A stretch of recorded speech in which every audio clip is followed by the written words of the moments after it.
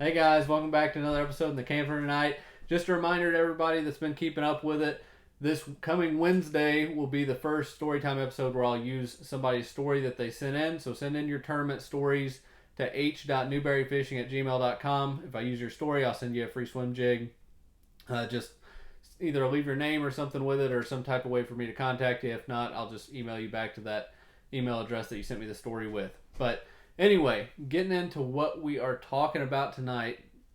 Um, I've talked a little bit about some of these things previously, but it just seemed like a good time to kind of loop back around, talk about the just really the state of professional fishing, a few different things that are going on, a few different things that I feel like are starting to really materialize when it comes to, I guess, scheduling of tournaments,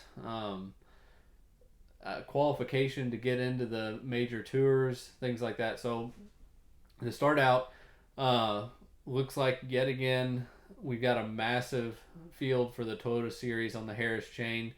Didn't stop them from catching them down there. They absolutely timed that tournament perfectly for bed fishing. It looks like, from what I can tell, that's where a lot of them are being caught. Might be wrong, but I'm pretty sure that's what's going on. So I guess leading into that, or well, we'll talk about field size first. Still, actually surprised that they are having that many people fish the Toyotas, but I think that a lot of those are probably runovers from the Bassmaster Opens as well, because we have changed the qualification to get to the Elite Series where you have to fish all nine. So anybody that can only fish three tournaments or six tournaments or whatever for a series is probably not going to fish the Opens, because there's no championship, there's no Elite Series qualification. Literally, you'd be fishing for the pretty bad payout that they offer, and then maybe getting a first and making it to the Classic. So I feel like the Toyota Series has got some help from that to keep kicking out these massive fields that they're putting out there. I don't know if they actually capped it at 260. It looked like that they might have actually capped the field at 260, which I hope that they did, because I know last year I thought there was word of like a 300 plus boat field on whichever tournament it was. I think it was Wheeler or something, um, or it was Gunnersville. Anyway, that was last year. Either way, um, the 260 is still a lot. That's I've which the Opens fish the 220, 225 boat fields or whatever, and those are big fields. But there's certain lakes that can handle it, certain lakes that can't.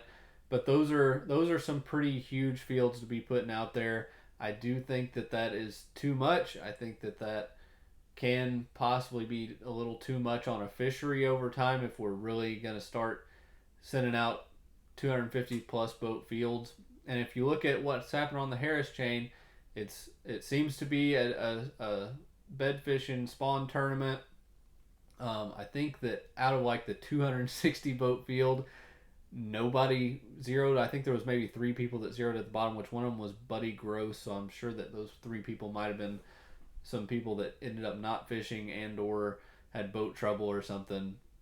But out of that kind of field, those are some ridiculous numbers to be kicking out. Um, but I guess leading into that whole situation that we're talking about, like I said, I'm going to hit on a few subjects here. One is the field sizes that they're still doing on the MLF side are crazy, but I feel like the revamping of the Bassmaster EQs, and then the just whatever they did with the MLF Invitationals that pushed some guys out of there kind of filled up the guys fishing all nine of the Bassmaster tournaments, but at the same time, all the extra guys out of there kind of got pushed over to the MLF side. So it kind of evened out. I think I had made a video out of each one of those things thinking that they were going to be pushing people one way, but then sure enough, the other one did something to put them back there. But anyway, that leads into what I've also talked about before, which you may or may not have seen the episode where I talked about the qualification to make it into any major tour now. I've talked about costs and everything of fishing the Bassmaster Opens, but kind of what you can expect possibly in the future when it comes to qualifying for any kind of major tournament circuit is I feel like what we're starting to see materialize on the MLF side. They almost are the side that I'm starting to foresee maybe.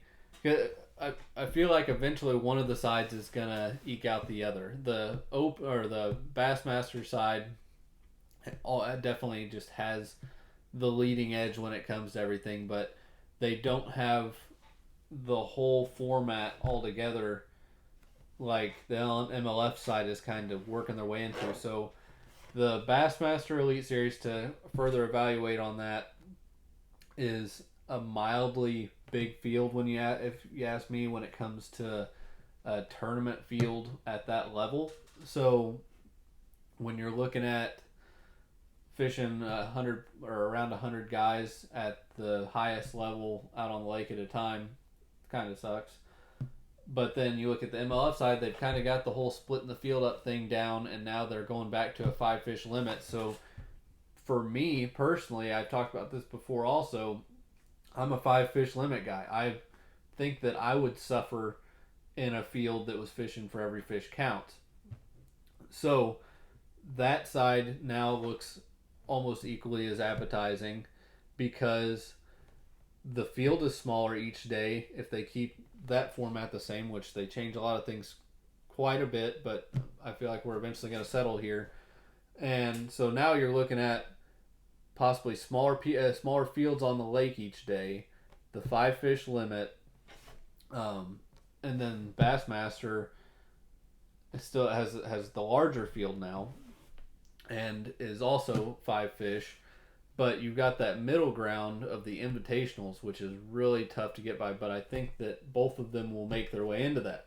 And why I say that is because eventually you're going to fill up the Bassmaster Elite qualification.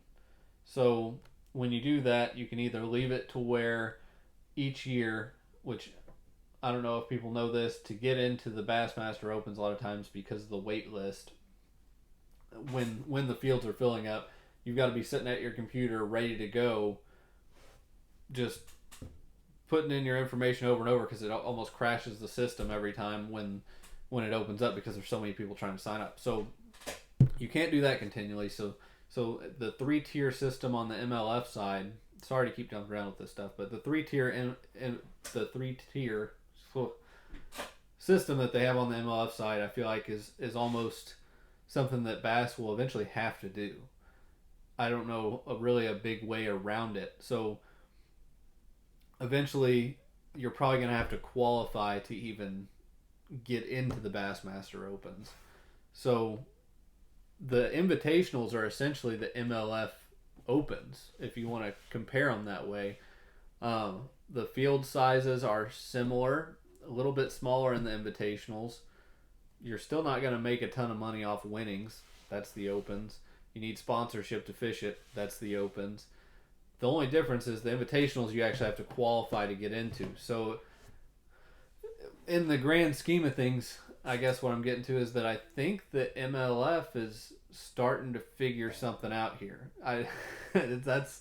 That's a stretch if you keep up with the decision making that seems to be going on over there, but they're making some moves and they're starting. To me, it future wise, not necessarily right now, but in the future, I see it making a lot more sense. So, not to say that Bassmaster just won't always be Bassmaster and it's almost going to be impossible to beat that, but I think that they're making the right moves as crazy as their decisions seem. I feel like there will be a point when the Elite Series will almost seem, at least from the tournament guy's perspective, seem less interesting to the angler because of its field size when the MLF side has already figured out how to kind of break it down, have multi-day things. And I feel like that's part of what's so confusing to people that watch it. I know when I watch the MLF side with the every fish counts thing, I kind of just lose interest too quickly. So I do feel like there's something to be had there. But to also talk about this whole array of things that we're getting jumping topic to topic here. Um, the I guess they're keeping some of the every fish counts things on the MLF side. I don't know if they're going to have to eventually cut that out also though, because I do feel like that system probably won't last forever. Apparently, there's a few people that enjoy it. From what they said on their polls, I don't know if people have kept up with that, but there's apparently when they were changing back to the five fish counts deal, there were some people that were in the vote fans wise that like the every fish counts thing. I don't know if it's really for a pro circuit though. I feel like it would be better off if they left it like they had originally with the TV series where they were using the elite guys just on little tournaments here and there for the TV show. I feel like it was a little bit better that way. Anyway, that's I guess the talk on current tournament, just whatever we have going on. Hope everybody enjoyed the video. Hope I didn't jump around too much on all that. I feel like I kind of did, but it's a crazy situation we have going on with just every single tournament organization that we have an option to go to seems to be changing over the past few years. And we didn't even get into the NPFL changes, how they've I think changed some of the payouts and stuff going into this year. So there's not really stability right now, or the stability is really Bassmaster, and maybe that's why so many people are flocking to it. But anyway, thanks for watching the video, guys. Subscribe to the channel. See you guys on the next one.